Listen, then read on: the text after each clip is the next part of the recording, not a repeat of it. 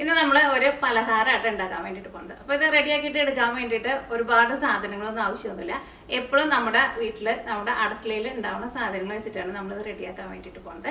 അപ്പോൾ ഇതിലേക്ക് നമുക്ക് വേണ്ട സാധനങ്ങൾ റവ വേണം, മുട്ട വേണം, കുറച്ച് തൈര് വേണം, പഞ്ചസാര വേണം, ബേക്കിംഗ് പൗഡർ വേണം, കുറച്ച് തേങ്ങ വേണം, പിന്നെ ടേസ്റ്റിന് വേണ്ടിയിട്ട് ഏലക്കായ അല്ലെങ്കിൽ വാനില എസൻസ് വേണം, ഒരു 2 നുള്ള ഉപ്പും വേണം. ഇത്രയ്ക്ക് സാധനങ്ങൾ ഉണ്ടെന്ന് വെച്ചിട്ടുണ്ടെങ്കിൽ നമ്മുടെ പലഹാരം നമുക്ക് നല്ല ഈസി ആയിട്ട് റെഡിയാക്കിയിട്ട് എടുക്കാം.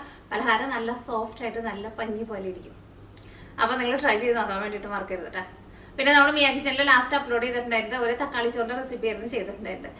അത് ഇന്നലെയാണ് അപ്ലോഡ് ചെയ്തത്. അപ്പോൾ നിങ്ങൾ ആ വീഡിയോ കാണാത്തവരുണ്ടെന്ന് വെച്ചാൽ ആ വീഡിയോ കൂടിയിട്ട് കണ്ടു നോക്കാം. ഈ എന്തെങ്കിലുമൊക്കെ നിങ്ങൾ തക്കാളി ചോറ് ഉണ്ടാക്കുന്നുണ്ടെന്ന് വെച്ചിട്ടുണ്ടെങ്കിൽ അതേപോലെ ട്രൈ ചെയ്ത് നോക്കാം.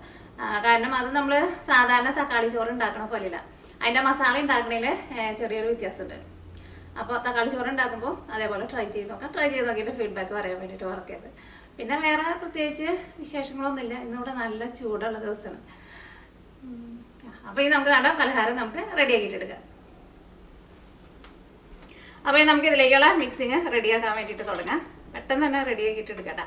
അപ്പോൾ ഞാനിവിടെ വറുക്കാത്ത റവയാണ് എടുത്തേക്കുന്നത്. നിങ്ങൾ പലരും ചോദിക്കാറുണ്ട് വറുത്ത റവ വെച്ച് ചെയ്തിട്ടുണ്ടെങ്കിൽ ശരിയാവുമെന്ന്. ഞാൻ സാധാരണ എപ്പോഴും വറുക്കാത്ത റവയാണ് ഞാൻ വാങ്ങാറ്. വറുത്ത റവ ഞാനങ്ങനെ ഇതേവരെ വാങ്ങിച്ചിട്ടില്ല. അപ്പോൾ അതുകൊണ്ട് തന്നെ വറുത്ത റവ വെച്ചിട്ട് ഞാനൊന്നും ഉണ്ടാക്കി നോക്കിയിട്ടില്ല. അപ്പോൾ അതുകൊണ്ട് എനിക്ക് അത്രയ്ക്ക് കറക്റ്റായിട്ട് അറിയില്ല. എനിക്ക് തോന്നുന്നു വറുത്ത റവയാണെങ്കിലും കുഴപ്പമുണ്ടാവില്ലായിരിക്കും. അപ്പോൾ അത് കറക്റ്റായിട്ട് എനിക്കറിയില്ല കേട്ടോ. അപ്പോൾ ഞാനിവിടെ റവ എടുത്തേക്കുന്നത് 250 ml മെഷറിംഗ് കപ്പിലാണ് എടുത്തേക്കുന്നത്. മെഷറിംഗ് കപ്പ് ഉണ്ടെന്ന് വെച്ചിട്ടുണ്ടെങ്കിൽ മെഷറിംഗ് കപ്പിൽ എടുക്കുക. ഇനിയിപ്പോൾ മെഷറിംഗ് കപ്പ് ഇല്ലാന്ന് വെച്ചിട്ടുണ്ടെങ്കിൽ നിങ്ങൾ ചായ കുടിക്കുന്ന ഗ്ലാസ്സിൽ അളവെടുക്കുക. അതുകൊണ്ട് മിക്സിങ് റെഡിയാക്കാൻ വേണ്ടിയിട്ട് നമുക്കൊരു പാത്രം എടുക്കാം. അപ്പോൾ ഞാനിവിടെ റവ 2 കപ്പ് റവയാണ് എടുത്തേക്കുന്നത്. പിന്നെ നിങ്ങൾക്ക് വേണമെന്ന് വെച്ചിട്ടുണ്ടെങ്കിൽ ഇപ്പോൾ ഫസ്റ്റൊക്കെ ഉണ്ടാക്കുമ്പോൾ നിങ്ങൾക്ക് ഒരുപാട് ഉണ്ടാക്കണ്ടെന്ന് വെച്ചിട്ടുണ്ടെങ്കിൽ എല്ലാവരും ഇതിൻ്റെ പകുതി എടുത്തിട്ട് റെഡിയാക്കട്ടെ. അപ്പോൾ 2 കപ്പ് റവയ്ക്ക് പകരം 1 കപ്പ് റവ എടുക്കുക. മുട്ട ചേർക്കുമ്പോൾ 2 മുട്ടയാണ് ചേർക്കുന്നത്, 1 മുട്ട ചേർക്കുക. അപ്പോൾ അതനുസരിച്ചിട്ട് എല്ലാവരും പകുതി എടുത്തിട്ട് പകുതി ഇടം വെച്ചിട്ട് അങ്ങനെ റെഡിയാക്കിയിട്ട് എടുക്കട്ടെ. അപ്പോൾ 2 കപ്പ് റവ കൂടി ഇരിക്കട്ടെ. റവ എല്ലാവരും ചേർക്കേണ്ടത്. ഫസ്റ്റ് നമുക്ക് ചേർക്കേണ്ടത് മുട്ടയുടെ ചേർക്കേണ്ടത്. മുട്ടയും പഞ്ചസാരയും കൂടിയിട്ട് നന്നായിട്ട് മിക്സ് ചെയ്ത് കഴിഞ്ഞിട്ട് വേണം നമുക്ക് റവ ചേർക്കാൻ വേണ്ടിയിട്ട്. അപ്പോൾ ഞാനിവിടെ 2 മുട്ട എടുത്തിട്ടുണ്ട്. അപ്പോൾ നമുക്ക് 2 മുട്ട ചേർക്കാം.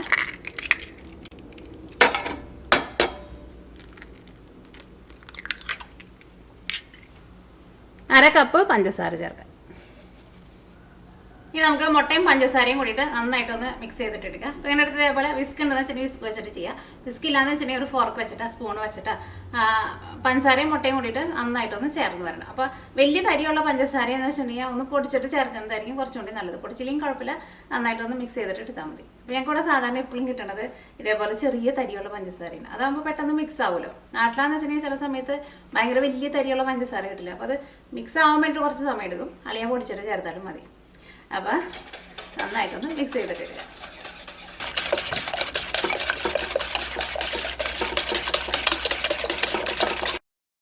ഞാൻ നോക്കിക്കേ, ഇപ്പോൾ മുട്ടയും പഞ്ചസാരയും കൂടിയിട്ട് നന്നായിട്ട് മിക്സ് ചെയ്തിട്ടുണ്ട്. ഇനി അടുത്തത് നമ്മൾ ഇതിലേക്ക് ചേർക്കുന്നത് റവയാണ് ചേർക്കുന്നത്. അപ്പോൾ 2 കപ്പ് റവ. പകുതിയാണെന്ന് വെച്ചിട്ടുണ്ടെങ്കിൽ എല്ലാവരും പകുതി എടുത്താൽ മതി കേട്ടോ. 1 കപ്പും കൂടിയും ചേർക്കാം. ഇനി അടുത്തത് നമ്മൾ ചേർക്കുന്നത് തൈരാണ് ചേർക്കുന്നത്. അപ്പോൾ തൈര് നമ്മൾ റവ എടുത്തിരുന്ന സെയിം കപ്പിൽ തന്നെ 1 കപ്പ് തൈരാണ് ചേർക്കുന്നത്. അപ്പോൾ ഞാൻ പറഞ്ഞ പോലെ അധികം പുളിയില്ലാത്ത തൈര് ചേർക്കാം. നല്ല പുളിയുള്ള തൈരാന്ന് വെച്ചിട്ടുണ്ടെങ്കിൽ ഒരു 3/4 കപ്പ് ചേർത്താൽ മതി കേട്ടോ. 1 കപ്പ് തൈര്, പിന്നെ 1 പിടി തേങ്ങ,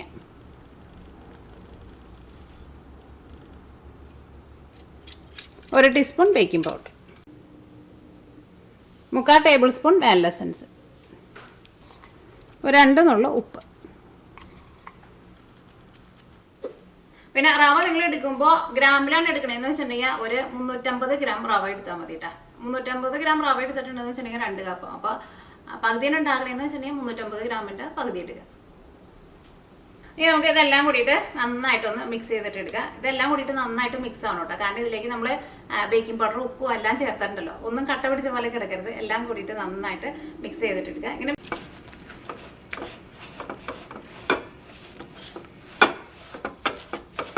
ഫസ്റ്റ് നമ്മൾ മിക്സ് ചെയ്യുമ്പോൾ ഒന്ന് തിക്കായിട്ടിരിക്കും, പക്ഷെ നന്നായിട്ട് മിക്സായിട്ട് വന്നു കഴിയുമ്പോൾ അത് ശരിയായിട്ട് വരും കേട്ടോ. കാരണം ആ പഞ്ചസാരയ്ക്ക് ഒന്ന് വെള്ളമായിട്ട് വരുമ്പോൾ കറക്റ്റായിട്ട് വരും.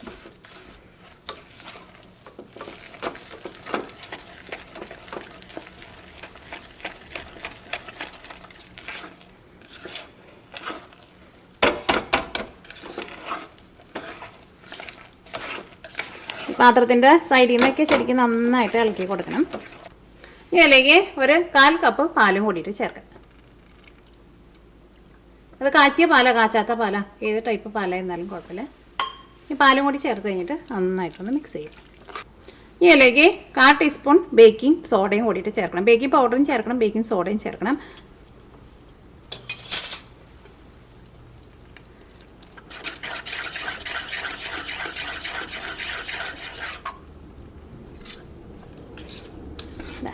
അപ്പോൾ എല്ലാം കൂടിയിട്ട് നന്നായിട്ട് മിക്സ് ആയിട്ടുണ്ട്. അപ്പോൾ എൻ്റെ മിക്സിങ് നോക്കിക്കേ, ഇതേപോലെ ഇങ്ങനെ ഇരിക്കണം. നമ്മളിങ്ങനെ കോരി ഒഴിക്കില്ലേ, ആ പാകത്തിന് വേണം ഇരിക്കാൻ വേണ്ടിയിട്ട്. ഇത് റെസ്റ്റ് ചെയ്യാനൊന്നും വെക്കേണ്ട ആവശ്യമില്ല. അപ്പോൾ നമ്മുടെ മിക്സിങ് റെഡി ആയിട്ടുണ്ട്. ഇത് ഒന്നല്ലെങ്കിൽ നിങ്ങൾക്ക് സ്പൂണും കൊണ്ട് ഓയിലിലേക്ക് കോരി ഒഴിച്ചിട്ട് അങ്ങനെ റെഡി ആക്കിയിട്ട് വേണമെന്ന് വെച്ചിട്ടുണ്ടെങ്കിൽ അങ്ങനെ എടുക്കുക. അല്ലെങ്കിൽ കുറച്ചുകൂടി നല്ല ഭംഗിയുള്ള ഒരു ഷേപ്പ് വേണമെന്ന് വെച്ചിട്ടുണ്ടെങ്കിൽ ഞാനിവിടെ സിപ്ലോക്കിൻ്റെ കവർ ഉണ്ടല്ലോ, ഈ കവറിൻ്റെ ഉള്ളിൽ ഒഴിച്ചിട്ട് നമ്മൾ ഇങ്ങനെ ഞെക്കിയിട്ട് ഇങ്ങനെ ഒഴിക്കില്ലേ എണ്ണയിലേക്ക്, അതേപോലെ തന്നെ എടുക്കണ്ട. അപ്പോൾ നമുക്ക് കുറച്ചുകൂടി നല്ല ഭംഗിയുള്ള ഒരു ഷേപ്പ് കിട്ടും. അതിപ്പോൾ നിങ്ങളുടെ ഇഷ്ടത്തിനനുസരിച്ചിട്ട് ചെയ്യുക. അപ്പോൾ നമുക്കിപ്പോൾ ഈ സിപ്ലോക്കിൻ്റെ കവറിൽ ഒഴിച്ചിട്ട് അങ്ങനെ റെഡി ആക്കിയിട്ട് എടുക്കുക. അപ്പോൾ ഈ ബാറ്ററി റെസ്റ്റ് ചെയ്യാൻ വെക്കേണ്ട ആവശ്യമില്ല കേട്ടോ. ഇത് റെഡിയായി ഒഴിക്കാൻ ഇത് വെച്ചിട്ട് നമുക്ക് നമ്മുടെ പലഹാരം നമുക്ക് റെഡിയാക്കാം. അപ്പോൾ ഞാനൊരു ഗ്ലാസ്സിൽ കവർ വെച്ചിട്ട് നമുക്ക് അതിൻ്റെ ഉള്ളിലേക്ക് ഒഴിക്കാം. ഒരു ഗ്ലാസ് എടുക്കുക, ഇതിലേക്ക് ഒരു കവർ വയ്ക്കുക. ഈ ബാറ്ററി നമുക്ക് ഇതിലേക്ക് ഒഴിക്കാം.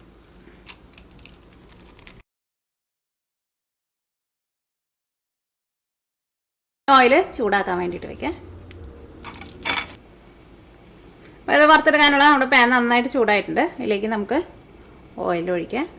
അപ്പോൾ നിങ്ങൾ വറുത്തിട്ട് എടുക്കുമ്പോൾ പ്രത്യേകം ശ്രദ്ധിക്കുക, തീ ഒരുപാട് കൂട്ടി വയ്ക്കരുത് കേട്ടോ. ചെറിയ തീയിലിട്ടിട്ട് വേണം റെഡിയാക്കിയിട്ട് എടുക്കാൻ വേണ്ടിയിട്ട്, അല്ലെങ്കിൽ ഇത് ഭയങ്കര സോഫ്റ്റ് ആയിട്ടാണ് ഇരിക്കുന്നത്. അപ്പോൾ ഇതിൻ്റെ ഉൾഭാഗം നമുക്ക് കണ്ട് മുരിഞ്ഞ് കിട്ടില്ല. പെട്ടെന്ന് ഇതിൻ്റെ പുറത്തെ ഭാഗം ഉണ്ടല്ലോ, പെട്ടെന്ന് നല്ലൊരു ഗോൾഡൻ കളറായി കിട്ടും. അപ്പോൾ അത് പ്രത്യേകം ശ്രദ്ധിക്കുക. നന്നായിട്ട് ചൂടായിട്ടുണ്ട്. ഇനി നമുക്ക് തീ പതുക്കെ ഒന്ന് കുറച്ച് വയ്ക്കാം.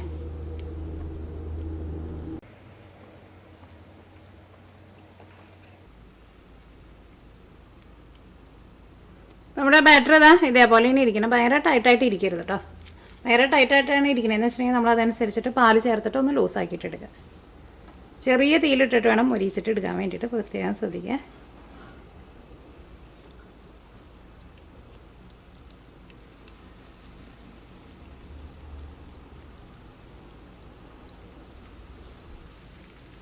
ഭയങ്കര ടൈറ്റിലാണ് ഇരിക്കണതെന്ന് വെച്ചിട്ടുണ്ടെങ്കിൽ നമ്മളിതിങ്ങനെ ഒഴിക്കുമ്പോൾ ഇത് ഇതേപോലെ ഇങ്ങനെ വീഴില്ല. ഇതിങ്ങനെ റൗണ്ട് ചുറ്റി ഇങ്ങനെ വരും. നമ്മൾ ജിലേബിക്ക് ഉണ്ടാക്കാൻ വേണ്ടിയിട്ട് ഒഴിക്കില്ല, അതേപോലെ വരും. അപ്പോൾ ഈ മോൾ ഭാഗം പതുക്കെ ഒന്ന് മൊരിഞ്ഞ് കഴിഞ്ഞ് കഴിയുമ്പോൾ ഇതിൻ്റെ മുകളിലേക്ക് നമ്മൾ കുറച്ച് ഓയിലൊന്ന് ഒഴിച്ച് കൊടുക്കണം കേട്ടോ. ഒന്ന് പതുക്കെ മൊരിഞ്ഞ് കഴിഞ്ഞിട്ട് ഒഴിച്ചാൽ മതി. അല്ലെങ്കിൽ ഇതിൻ്റെ മുകളിൽ നമ്മളിങ്ങനെ ഓയിൽ ഒഴിച്ച് കൊടുക്കുമ്പോൾ മുകളിലെ മാവ് ഈ പുറത്തേക്ക് ഇങ്ങനെ സ്പ്രെഡായി പോകട്ടെ. അപ്പോൾ ഒന്ന് മോൾ ഭാഗം ഒന്ന് മൊരിഞ്ഞ് കഴിഞ്ഞ് കഴിയുമ്പോൾ കുറച്ച് ഓയിലൊന്ന് ഒഴിച്ച് കൊടുക്കണം. എന്നാൽ മാത്രമേ നമുക്കത് തിരിച്ചിടുമ്പോൾ അത് ശരിക്കും വരുള്ളൂ. അല്ലെങ്കിൽ നമ്മൾ തിരിച്ചിടുമ്പോൾ എന്താണെന്ന് വെച്ചിട്ടുണ്ടെങ്കിൽ ഈ മോൾ ഭാഗത്തെ മാവുണ്ടല്ലോ, ഈ രണ്ട് സൈഡിലേക്ക് തന്നെ ബൾജ് ചെയ്ത് വരും.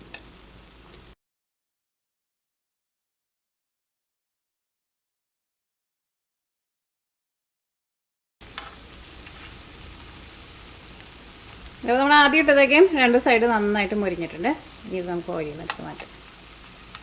ഓയിൽ നിന്ന് എടുക്കാൻ പോണേലുമ്പോൾ തീ ഒന്ന് കൂട്ടി വെച്ചിട്ട് എടുത്തു.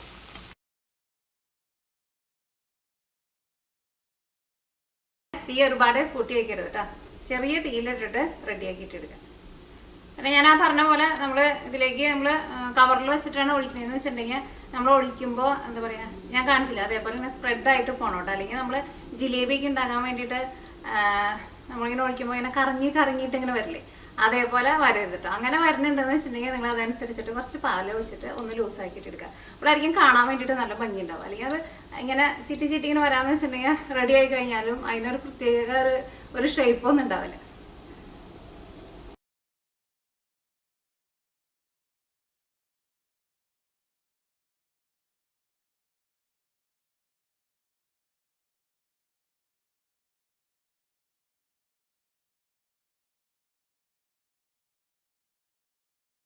അങ്ങനെ നമ്മുടെ പലഹാരം റെഡി ആയിട്ടുണ്ട്. അപ്പോൾ ഞാൻ പറഞ്ഞ പോലെയൊക്കെ നിങ്ങൾ ശ്രദ്ധിച്ചിട്ട് വേണം ഉണ്ടാക്കാൻ വേണ്ടിയിട്ട്. ഒന്നല്ലെങ്കിൽ സ്പൂണും കൊണ്ട് കോരി വെച്ചിട്ട് റെഡിയാക്കിയിട്ട് എടുക്കുക. അല്ലെങ്കിൽ ഈ സിപ്ലോക്കിൻ്റെ കവറിൽ അല്ലെങ്കിൽ പാലിൻ്റെ കവറുണ്ടല്ലോ അതിനകത്ത് ബാറ്റർ ഒഴിച്ചിട്ട് ഇതേപോലെ ഇങ്ങനെ നല്ല ഭംഗിയുള്ള ഒരു ഷേപ്പ് ആക്കിയിട്ട് എടുക്കുക. അപ്പോൾ കവറിൽ ഒഴിച്ചിട്ടാണ് ഓയിലിലേക്ക് ഇടണേന്ന് വെച്ചിട്ടുണ്ടെങ്കിൽ ഞാൻ പറഞ്ഞ പോലെ കുറച്ച് വലുതായിട്ട് ഒന്ന് കട്ട് ചെയ്യണം കേട്ടോ. അതിങ്ങനെ ഓയിലിലേക്ക് ഇങ്ങനെ ഇടുന്ന സമയത്ത് ഭയങ്കര തിക്കായിട്ടാണെന്ന് വെച്ചിട്ടുണ്ടെങ്കിൽ അതിങ്ങനെ കറങ്ങി റൗണ്ട് തന്നെ ഇങ്ങനെ വരും. അങ്ങനെ വന്നിട്ടുണ്ടെന്ന് വെച്ചിട്ടുണ്ടെങ്കിൽ അത് നല്ല ഭംഗിയുള്ള ഒരു ഷേപ്പായിട്ട് കിട്ടില്ല, അതിങ്ങനെ സ്പ്രെഡായി പോവില്ല. അങ്ങനെ വരുന്നുണ്ടെന്ന് വെച്ചിട്ടുണ്ടെങ്കിൽ കുറച്ച് പാലും കൂടി ചേർത്തിട്ട് ബാറ്റർ ഒന്നുകൂടി ലൂസാക്കിയിട്ട് എടുക്കുക. അത് ഞാൻ ഒഴിച്ചത് നിങ്ങൾ കണ്ടതല്ലേ, അങ്ങനെ ഒഴിക്കുന്ന സമയത്ത് അതിങ്ങനെ കുറച്ചിങ്ങനെ ലൂസായിട്ടല്ലേ വീഴുന്നത്. അത് ആദ്യത്തെ ഒറ്റ പ്രാവശ്യം കമത്തുമ്പോൾ അത് കുറച്ച് പാടായിരിക്കും, അത് ഓയിലിലേക്കാണ്ട് പെട്ടെന്നാണ്ട് വീഴും. അത് കഴിഞ്ഞിട്ട് പിന്നെ ഉള്ളത് നമുക്ക് സുഖമായിട്ട് ഒഴിക്കാൻ വേണ്ടിയിട്ട് പറ്റും കേട്ടോ. അപ്പോൾ നിങ്ങൾ ട്രൈ ചെയ്ത് നോക്കിയിട്ട് ഫീഡ്ബാക്ക് പറയാൻ വേണ്ടിയിട്ട് മറക്കരുത്. ഇത് ഇരുന്നിട്ട് നന്നായിട്ട് ചൂടാറണം. അപ്പോൾ ശരിക്കും നമ്മൾ കേക്ക് കഴിക്കില്ലേ അതേപോലെ ഇരിക്കും. അപ്പോൾ അതിൻ്റെ ഉൾഭാഗം ഞാൻ നിങ്ങളൊന്ന് കാണിച്ചു തരാം. ഒന്നിരുന്നിട്ടൊന്ന് ചൂടാറിപ്പോട്ടെ. ഇപ്പോൾ നല്ല ചൂടുണ്ട്. അപ്പോൾ നമ്മുടെ പലഹാരം ഇരുന്നിട്ട് നന്നായിട്ടൊന്ന് ചൂടാറിയിട്ടുണ്ട്. ചൂടാറണമെന്ന് നിർബന്ധമൊന്നുമില്ല കേട്ടോ, പക്ഷേ ചൂടാറിയിട്ടുണ്ടെങ്കിൽ കുറച്ചും കൂടി നല്ലത്. നോക്കിക്കേ, നല്ല സോഫ്റ്റായിട്ടിരിക്കും. ഉള്ളിലാന്ന് വെച്ചിട്ടുണ്ടെങ്കിൽ നല്ല പഞ്ഞി പോലെ ഇരിക്കും. എന്താ നോക്കിക്കേ, ഇതിൻ്റെ ഉൾഭാഗമൊക്കെ ആയിരുന്നാലും ശരിക്കും നന്നായിട്ട് വെന്തിട്ടുണ്ട്. അപ്പോൾ നമ്മുടെ പലഹാരം ഞാനൊന്ന് കഴിച്ച് നോക്കിയിട്ട് ടേസ്റ്റ് പറയാം. ഇത് കാണാൻ തന്നെ ശരിക്കും നല്ല ഭംഗിയുണ്ട് കേട്ടോ. കാണുമ്പോൾ തന്നെ നമുക്ക് കഴിക്കാൻ വേണ്ടിയിട്ട് തോന്നും. അപ്പോൾ നിങ്ങൾ കഴിയുന്നതും ഇതേപോലെ നിങ്ങളുടെ അടുത്ത് കവർ ഉണ്ടെന്ന് വെച്ചിട്ടുണ്ടെങ്കിൽ കവറിൽ ഒഴിച്ചിട്ട് വേണം റെഡിയാക്കിയിട്ട് എടുക്കാൻ വേണ്ടിയിട്ട്. അപ്പോൾ ഇതേപോലെ ഇങ്ങനെ നല്ല ഭംഗിയുള്ള ഷേപ്പിൽ കിട്ടും. പിന്നെ ഞാൻ പറഞ്ഞ പോലെ നമ്മളതിങ്ങനെ ഒഴിക്കുമ്പോൾ ഇങ്ങനെ കുറച്ചിങ്ങനെ ഇങ്ങനെ സ്പ്രെഡായിട്ട് പോകണം കേട്ടോ. അല്ലെങ്കിൽ ഭയങ്കര ബാറ്ററി തിക്കായിട്ട് തന്നെ ഇരിക്കണമെന്ന് വെച്ചിട്ടുണ്ടെങ്കിൽ പാൽ ഒഴിച്ചിട്ട് ഒന്ന് ലൂസാക്കിയിട്ട് എടുക്കണം. എന്നാലും ഇതേപോലെ ഇങ്ങനെ നല്ല ഭംഗിയിലുള്ള ഷേപ്പായിട്ട് കിട്ടുള്ളൂ. ഇതിൻ്റെ ഉൾഭാഗം എന്ന് വെച്ചിട്ടുണ്ടെങ്കിൽ നല്ല എന്താ പറയുക, നല്ല പഞ്ഞി പോലെ ഇതിൻ്റെ ഉൾഭാഗം നല്ല പഞ്ഞി പോലെ സോഫ്റ്റായിട്ടിരിക്കും. അപ്പോൾ ഞാനൊന്ന് കഴിച്ചു നോട്ടെ.